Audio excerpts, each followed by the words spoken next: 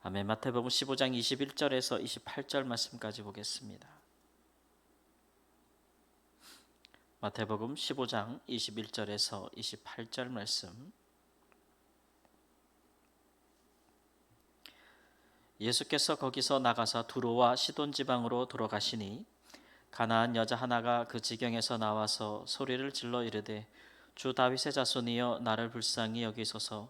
내 딸이 흉악하게 귀신 들렸나이다 하되 예수는 한 말씀도 대답하지 아니하시니 제자들이 와서 청하여 말하되 그 여자가 우리 뒤에서 소리를 지르오니 그를 보내소서. 예수께서 대답하여 이르시되 나는 이스라엘의 집에 잃어버린 양 외에는 다른 데로 보내심을 받지 아니하였노라 하시니 여자가 와서 예수께 절하며 이르되 주여 저를 도우소서. 대답하여 이르시되 자녀의 떡을 취하여 개들에게 던짐이 마땅하지 아니하니라. 여자가 이르되 주여 올소이다마는 개들도 제 주인의 상에서 떨어지는 부스러기를 먹나이다 하니 이에 예수께서 대답하여 이르시되 여자여 내 믿음이 크도다. 내 소원대로 되리라 하시니 그때로부터 그의 딸이 나으니라. 아멘. 예수님께서 유대를 떠나서 두로와 시돈 지방으로 가셨다. 예수님께서는 이제 갈릴리 지역에서 많이 사역을 하셨잖아요. 그러니까 이스라엘 북부 지역이고 유대로부터 떨어진 지역이고 거기는 유대인들이 많이 살고 있지만 또 유대에 있는 예루살렘 근방에 있는 사람들로부터는 또 멸시받던 좀 그런 지역의 사람들이죠. 왜냐하면 그 주변 지역에 이방인들이 많이 살았기 때문에 그래요. 갈릴리 주변에 좀만 거기서 이동하면은 이방인들이 살고 있는 도시들이 많았는데 두로와 시돈도 이제 그러합니다. 예수님께서 갈릴리 호수 주변에서 유대인들의 정착촌이죠. 그 마을들에서 사역을 하셨지만 조금만 더 가면 이방인들이 살고 있는 곳이 많거든요. 근데 예수님께서 안 가셨어요. 주로 이제 예수님께서는 오늘 말씀에도 예수님께서 스스로 어떤 소명을 가지고 있는지를 말씀하신 것처럼 나는 이스라엘의 잃어버린 양에게 부름을 받았다라고 하고 있는 것이죠. 그러니까 예수님은 이제 분명한 자기의 그 사역과 부르심에 하나님이 무엇을 위해서 이 땅에 보내셨는지에 대해서는 분명한 이해를 갖고 계셨다는 것을 의미합니다. 예수님께서 이방인들에게 전하여질 복음과 구원에 대해서 그분이 이제 그런 일은 결코 일어날 수 없다라고 생각하신 것이 아니라 그런 것들은 일어날 텐데 나중에, 그러나 지금은 예수님의 사역은 먼저는 이스라엘 백성들을 위하여 부르심을 받았다라는 것, 그것에 대한 분명한 이해를 가지셨기 때문에 지금은 내가 이방인에게 갈 것이 아니다, 이방인들을 위한 사역자로 부름을 받지는 않았다, 예수님 메시아로서 분명한 이해를 갖고 계신 것이죠. 그런데도 왜 지금 그러면 이방인 지역에 가셨느냐? 그러면 이제 우리가 앞선 본문에 이해하듯이 바리새인들에게 걸림이 되었다. 예수님께서 바리새인들과 논쟁하시는 장면에서 정말 그들이 이제 그 외식 또 그들의 어떤 그 전통을 하나님의 계명보다 더 중시 여기는 그들의 위선, 이런 것들을 예수님께서 강하게 그들에게 도전하고 지적하셨기 때문에 바리새인들이 예수님을 미워하고 또 바리새인들이 또 예수님을 배척하고 또 예수님께 위해를 가하려고 하는 분위기, 그런 것들이 있기 때문에 제자들도 그것을 인식하고 있었고, 그래서 예수님께서 잠시 떠나신 것이라 보시면 돼요. 그래서 그들의 눈을 피하여 잠시 이방 지역으로 가신 것이라 볼 수가 있습니다. 이 이방 지역은 예수님에 대한 소문은 들었겠죠. 갈릴리와 인근 지역에 붙어 있는 지역이니까. 그럼에도 불구하고 갈릴리에서처럼 많은 무리들이 예수님께 모여들지는 않습니다. 예수님에 대한 소문을 들었을지라도, 왜냐하면 당시에는 유대인과 이방인 사이에 아주 큰 간격이 있죠. 깊은 골이 있어요. 서로가 서로를 미워하고 서로가 서로를 증오하는 그런 깊은 골이 있는 것이에요. 그러니까 예수님에 대한 소문을 들었을지라도 누구로 많은 무리가 예수님께 나오지는 않았다는 거죠.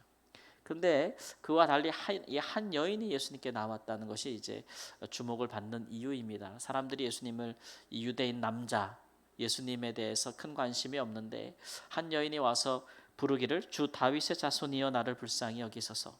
이 여인이 부르시는 것을 보세요. 주 다윗의 자손이여라고 부르잖아요. 그러니까 예수님을 유대인의 왕, 다윗은 유대인의 왕이 아닙니까?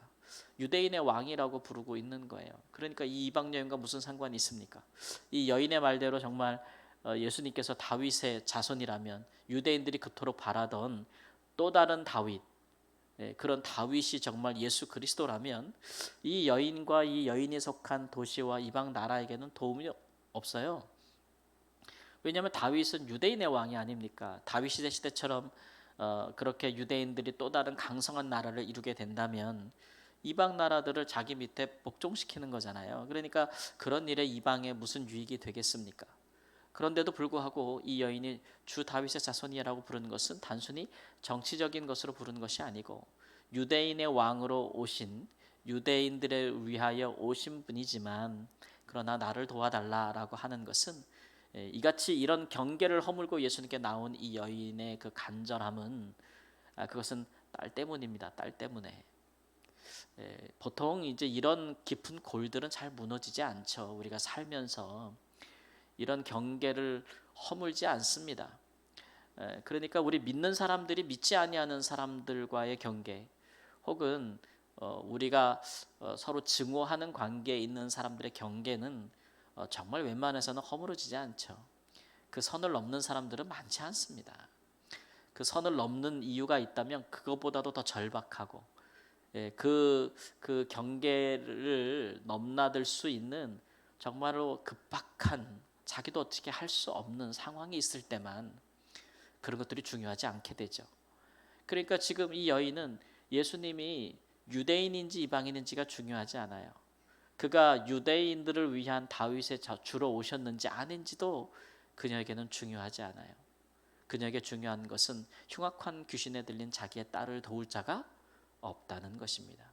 이 이방 여인은 아무래도 그 두로와 시돈에 있는 그들이 섬기는 신에 대해서도 많은 아마 그 열심을 품고 딸을 위하여 기도했을 거예요.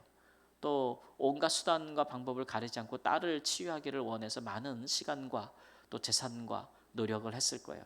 그럼에도 불구하고 아무런 차도도 없고 고쳐지지 않는 딸을 보면서 이 여인은 유대인들의 왕인 다윗의 자손에게라도 나와서 자기 딸이 도움받기를 원했던 간절한 마음이 있다는 것을 우리가 알 수 있습니다. 그 여인이 이렇게 나왔을 때 예수님께서는 나는 이스라엘의 잃어버린 양 외에는 다른 데로 보내심을 받지 않았다, 이렇게 말씀을 하시죠. 그리고 자녀의 떡을 취하여 개들에게 던짐이 마땅하지 아니하다. 이것은 당시 속담을 의미하는 것인데 아마 유대인과 이방인들이 서로 이 말을 쓰지 않았을까 싶어요. 유대인들도 이방인들을 향하여 너희들은 사람이 아니다, 너희들은 짐승이다, 이런 취급을 했을 뿐만 아니라 이방인들도 유대인들을 향하여서 같은 취급을 한 그런 것들을 의미하고 있는 것이죠.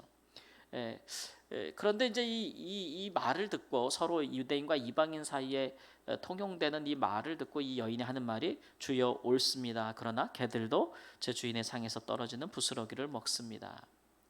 이 여인이 어떤 마음으로 예수님께 나와 있는지를 보여주고 있는 말이에요. 예수님은 유대인들을 위하여 부르심을 받았지만 이스라엘을 위하여, 그 백성들을 위하여 부르심을 받고 그들 가운데 사역하시지만, 그들 가운데만 은혜를 베풀고 계시지만, 그러나 그 은혜가 딱 이스라엘 백성들에게 줄 만큼 양이 그러하냐는 거죠. 예. 지금은 예수님께서 이스라엘 백성들을 위해 사역하고 계시지만 그 예수님께서 행하시는 은혜나 그 하나님의 그 능력이나 이런 것들이 이스라엘 밖에도 흘러 넘치기에 풍족하는 거 아니겠습니까? 우리가 뭐 예전에 집에서 이렇게 개들을 키울 때 뭐 개들을 위한 양식을 따로 막 요즘처럼 막 준비해가지고 막 뭐 어떤 분들이 말한 것처럼 사람보다 잘 먹인다 막 이런 식으로 뭐 그렇게 해서 키웁니까? 개들을 위해서 따로 준비하지 않잖아요. 근데 이제 사람들이 먹다 보면 개들도 먹게 되는 거죠, 그렇죠? 그런 일들이 있잖아요. 당시에 이제 그런 것들을 말하는 것인데 이스라엘을 위해서 부름을 받았지만 그러나 그 은혜와 그 사랑이 풍성하기 때문에 이방인들도 거기에서 참여하는 것이 있지 않습니까? 참여할 수 있지 않습니까? 라고 이제 이야기하고 있는 것이에요. 그러니까 예수님께서 그걸 들으시고 참 이 여인의 믿음이 크도다, 참 믿음이 크도다, 이런 말씀을 하죠. 그 믿음은 이제 첫 번째는 자기 딸을 사랑함이죠. 자기 딸을 사랑함이 얼마나 크면 이런 이방 여인으로서 부끄러움과 수치와 증오와 깊은 역사적인 골과 뭐 여러 가지 그런 것들을 다 그 경계를 넘어서 예수님께 나왔을까 하는 것, 그 하나가 참 크다라는 것을 볼 수가 있고, 두 번째는 예수님께서 그렇게 매몰차게 거절하시는 것 같았어도 그의 은혜의 풍성함과 그의 사랑의 풍성함에 호소하고 나오는 이 여인의 그 믿음이 정말 크다. 이것은 이제 상대적인 용어인데 누구보다 크다는 거예요. 오히려 이스라엘 집에 있는 그 어느 누구보다도 그 믿음이 크다는 거예요. 이스라엘 백성들은 오히려 하나님의 은혜를 당연한 것으로 여기고 예수님을 통해서 많은 귀한 복음의 말씀을 듣고 많은 이적과 표적들을 그들이 볼지라도 예수님이 이방 지역으로 잠시 피하여 오실 만큼 그렇게 많은 은혜와 역사를 베푸는 예수님에 대해서 호의적으로 받지 아니하는 사람들이 많다. 오히려 제자들조차도 예수님 옆에 있으면서도 예수님께서 참 니네 믿음은 달라, 니네 믿음은 크다 이런 소리를 듣지 못했어요.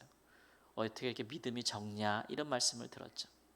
그런데 이 여인은 은혜 밖에 있고 언약 밖에 있는 사람이라 할지라도 예수님께 나올 때 얼마나 큰 그런 믿음을 가지고 나오는지, 예수님께서 내가 고쳐줄게 이렇게 말씀하셔도 되는 거 아니겠습니까? 그래서 유대인으로서 이방인을 고쳐주시는 어떤 자신의 위대한 사랑과 긍휼 이런 걸 강조하실 수도 있는데 예수님 그렇게 말하지 않았어요. 내 믿음이 크도다 내 소원대로 될지어다.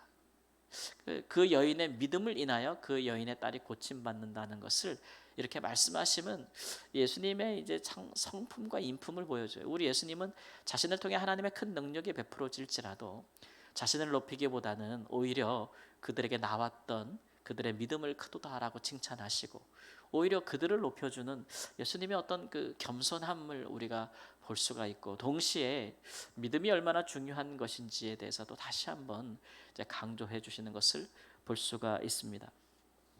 여러분, 우리가 하나님의 자녀들 아니겠습니까? 우리가 하나님 앞에 얼마나 큰 은혜를 늘 구합니까? 또 믿는 자에게 베풀어질 하나님의 큰 축복과 은혜를 우리가 늘 사모하지 않습니까? 그러나 우리가 그런 마음을 가졌을지라도 하나님과 그분의 보내신 예수 그리스도 우리 주님은 아무래도 하나님의 자녀들에게 더 큰 관심과 사랑을 갖고 계시지 않겠어요? 그죠? 그러나 우리가 이제 어떤 마음이 필요하냐 그러면은 하나님의 사랑과 긍휼이 우리에게 향하여 있을지라도, 그러나 그것이 우리에게 흘러 넘쳐서 하나님의 긍휼이 우리에게 제한받지 않고 그것이 흘러 넘쳐서 믿지 아니하는 자들에게까지 흘러 넘치기를 바라는 그런 마음이 우리에게 필요하지 않을까요? 그런 것들이 예수님께서 믿는 자에게 바라는 마음이 아닐까요? 우리의 그 기도와 우리의 믿음은 우리를 향한 하나님의 은혜 풍성만큼 좀 풍성했으면 좋겠다. 우리를 향한 하나님의 긍휼만큼 그렇게 흘러 넘쳤으면 좋겠다라는 생각이 듭니다. 물은 흘러야 되지 않겠습니까?